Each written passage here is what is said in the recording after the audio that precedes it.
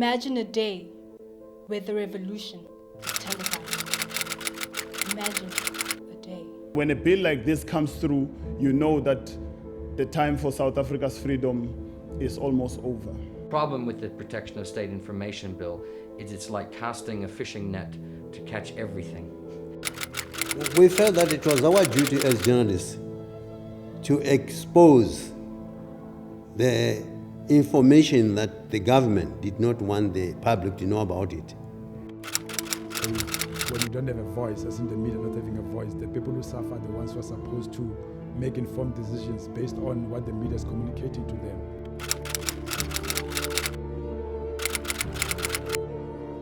There is a strong argument to be made that the bill that is currently before Parliament is going way too far. What does that mean? Does it mean books are going to get banned again? Imagine a day when truth will hide in the shadows of bureaucracy. Imagine a day.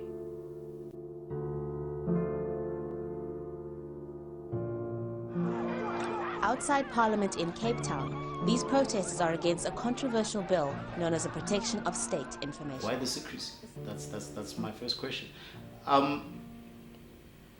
First, we need to look at what is state, right? My understanding of state is the people, right?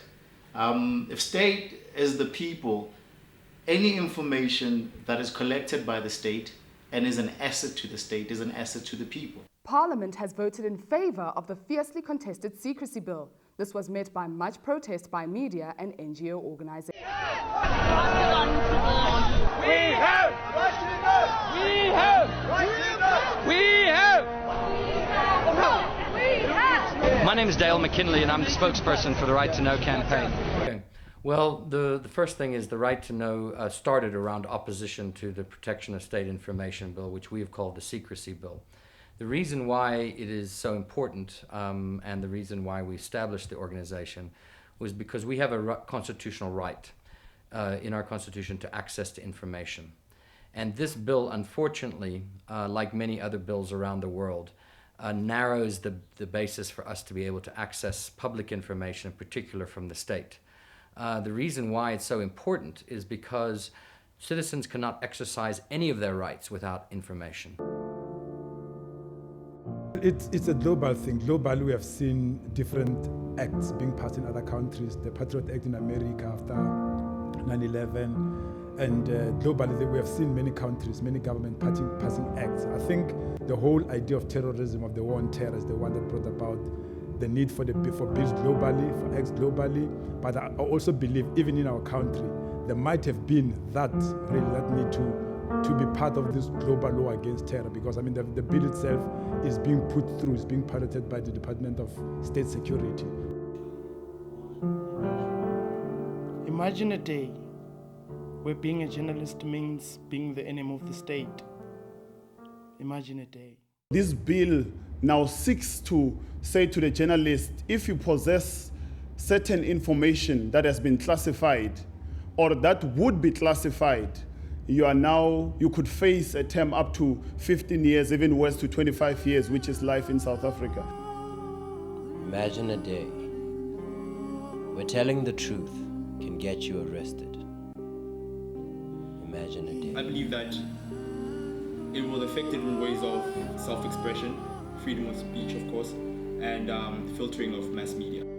There are many similarities to what apartheid got up to and to what is going on right now in South Africa after so many years of democracy. And what I would suggest is even far worse than comparing the two and saying they are similar, because this seems to be worse. During apartheid, we all knew that the majority of South Africans, which are the black people, were oppressed.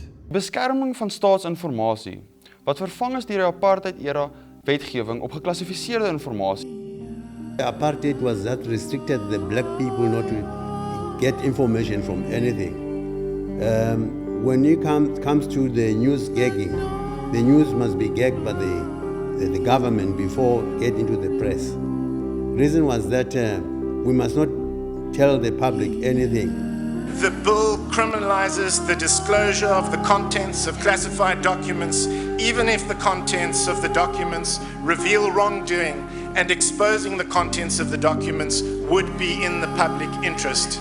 And so the question is not whether journalists will go to jail, but which journalist will go to jail first. Imagine a day when the media becomes faceless. Imagine a day. My dear Azania, where were you when the revolution was sold for a tender penny? When the children were fed snake and stone instead of fish and bread? Where were you when Technicolor dreams of freedom woke up to an animal farm? A sun-scorched reality of haves and have-nots. Gwele told Parliament that the bill will strengthen democracy while balancing transparency and defending our national security. I think a lot is unclear in terms of, is there going to be a clampdown?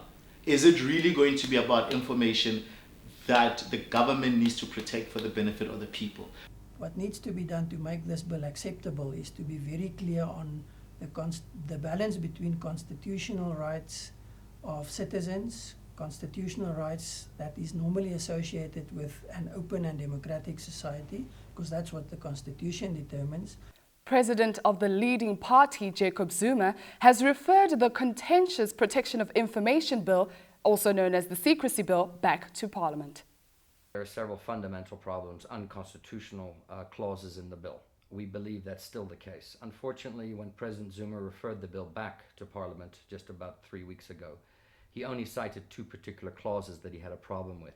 Neither of those clauses has anything to do with other issues that we have raised that are problematic and unconstitutional. Imagine no more, but that day has come.